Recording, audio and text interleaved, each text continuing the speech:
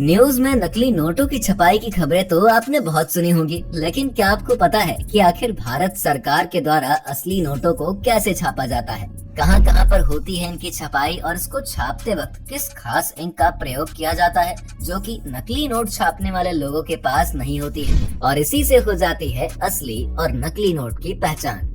अगर आपको भी जानना है नोटों की छपाई का पूरा प्रोसेस, तो हमारे साथ वीडियो में एंड तक बने रहिएगा, क्योंकि यहाँ हम आपको इन नोटों की प्रिंटिंग का पूरा प्रोसेस पूरे डिटेल में बताने वाले हैं।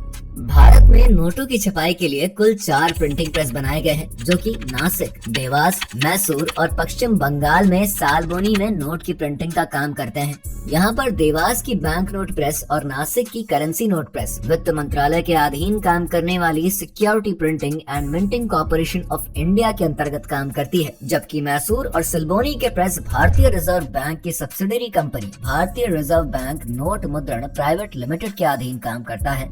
नोट को बनाने में एक खास तरह के इंक का इस्तेमाल किया जाता है, जिसे स्विट्जरलैंड की कंपनी बनाती है।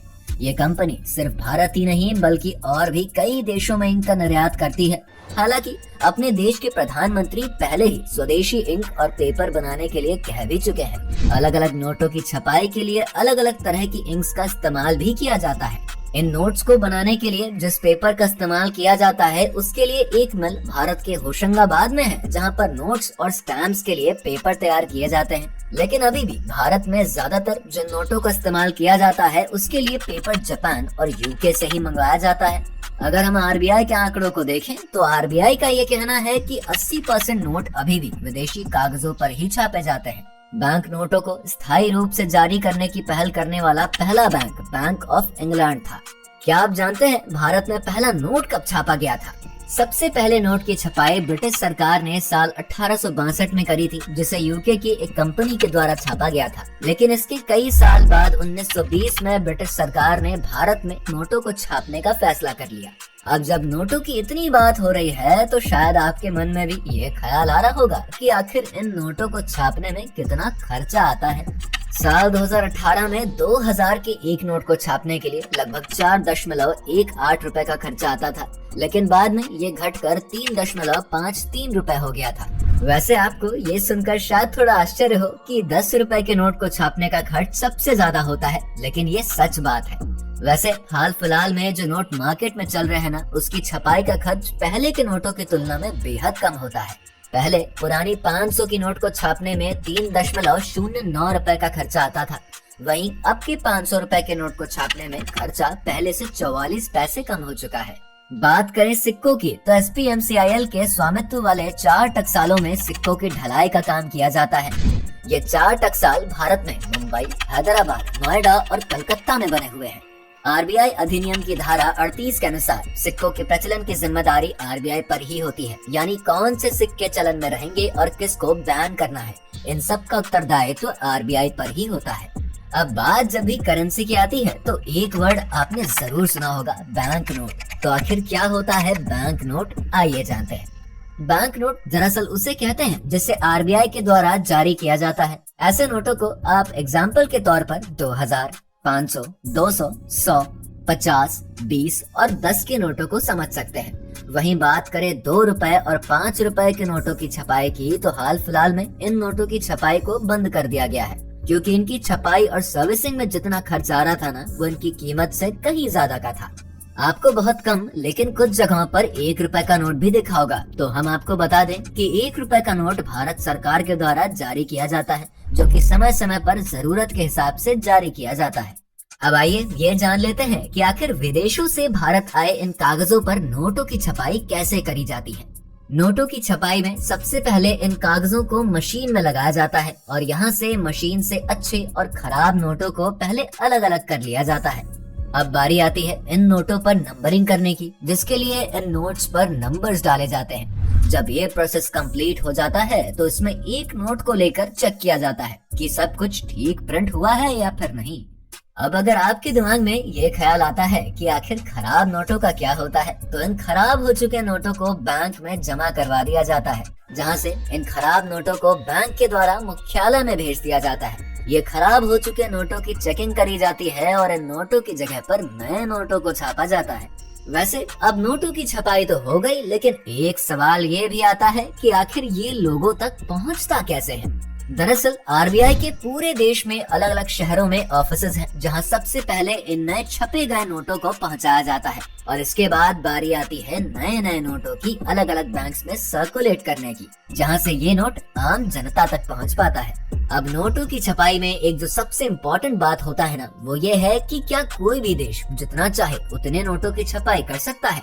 तो ऐसा बिल्कुल भी नहीं है कि कोई भी देश जितना चाहे उतने नोटों की प्रिंटिंग कर सकता है, बल्कि इसे सरकार, सेंट्रल बैंक, जीडीपी और विकास दर के हिसाब से ही तय किया जाता है कि नए नोट प्रिंट किए जाने चाहिए या फिर नहीं। साथ ही में एक बार में कितने नोट छापे जाने चाहिए ये भी देखना और तय करना आरबीआई का ही काम होता है। सबसे पहले ये चेक किया जाता है कि मिनिमम रिजर्व कितना है उस देश के पास, उसके बाद ही नोटों की छपाई का काम शुरू किया जाता है। भारत में यह प्रणाली 1957 से शुरू हुई है। आरबीआई को यह अधिकार होता है कि वो अपने रिजर्व में हमेशा 200 करोड़ की संपत्ति रखे ही रहे और इसके बाद ही आरबीआई सरकार की परमिशन के बाद नोट छाप सकती है। चलिए, यहाँ तो आपने समझ लिया कि नए नोट कब छापे जाने चाहिए, लेकिन अब एक बात ये भी समझ लेते हैं कि आखिर ये बात पता कैसे चलती है कि अब नए नोट छाप लेने चाहिए। तो ऐसा नहीं है कि इसे सरकार या आरबीआई के द्वारा कभी भी छापा जा सकता है, बल्कि इसके लिए भी कुछ जरूरी गाइडलाइंस होती हैं। जैसे अगर बात सिक्कों की करे तो भारत के नए सिक्कों की ढलाई का काम रिजर्व बैंक ऑफ इंडिया के द्वारा करवाया जाता है। वहीं बात करें अगर नोटों की, तो 1 रुपए का नोट ही सिर्फ इंडियन गवर्नमेंट के द्वारा प्रिंट किया जाता है, जबकि बाकी के नोट्स आरबीआई के द्वारा छापे जाते हैं। लेकिन यहाँ भी आरबीआई के हाथ बिल्कुल स्वतंत्र नहीं होते हैं। वैसे आरबीआई चाहे तो 10,000 रुपयों तक के नोट छाप सकता है, लेकिन उससे बड़ी नोट छापने के लिए आरबीआई को भारत सरकार की परमिशन लेनी पड़ती है। आरबीआई सबसे पहले उन तमाम कारणों को देखता है और समझता है, जिसके बाद उसे लगता है कि अगर सच में नए नोट छापने की जरूरत है तो उसी अनुसार वो भारत सरकार से परमिशन मांगता है। यहाँ पर सरकार का रोल बनता है कि सभी पैरामीटर्स को ध्यान में रखते हुए आरबीआई से सलाह मशवरा करना और उसके बाद आरबीआई को नए नोट छापने की परमिशन देना, जिसके बाद नए नोटों की छपाई का काम शुरू हो जाता है। अब आइए ये समझते हैं कि अगर किसी देश में बिना किसी गाइडलाइंस को फॉलो किए और कुछ जरूरी मूल्यों का निर्धारण किए बिना अगर नोट छाप दिया जाए तो फिर क्या होगा। अगर ऐसा किया जाता है तो इससे उस देश की गरीबी तो दूर नहीं होगी, उल्टा उस देश की करेंसी जरूर डिवैल्यू हो जाएगी। इससे उस देश की अर्थव्यवस्था धड़ाम करके नीचे तो आ ही जाएगी, साथ ही वहाँ पर महंगाई भी काफी हद तक बढ़ जाएगी, क्योंकि अगर सरकार के द्वारा बिना कुछ नियमों का पालन किए बिना ज्यादा नोट छाप दिए जाएंगे तो लोगों के पास पैसे तो ज्यादा हो जाएंगे, लेकिन उनकी जरूरत के हिसाब से सामान तो उतना ही रहेगा। ऐसे में जिसके पास बहुत ज्यादा पैसे होंगे वो दुगनी कीमत देकर भी अपनी जरूरत का सामान खरीदने की कोशिश करेगा, जिस वजह से सामान की कीमत बढ़ जाएगी और बाजार में महंगाई भी बेवजह बढ़ जाएगी। और यही वजह भी है कि किसी भी देश में सरकार कुछ जरूरी मूल्यों के आधार पर ही करेंसी नोट्स को छापने का काम करती है। तो अगर अब तक आप भी ऐसा सोचते थे कि कोई भी देश जितना चाहे उतनी नोटों की छपाई करके अपने देश की गरीबी को दूर कर सकता है, तो ऐसा बिल्कुल भी नहीं होता है। ये बात अब आपको अच्छे से समझ आ गई होगी। तो उम्मीद है नोटों की छपाई से लेकर उससे जुड़ी हुई छोटी बड़ी जानकारियाँ आपको पता चल गई होंगी। अगर वीडियो पसंद आई हो तो इसे लाइक करके अपने फ्रेंड्स और फैमिली के साथ शेयर करना बिल्कुल ना भूलें। आज की इस वीडियो में इतना ही।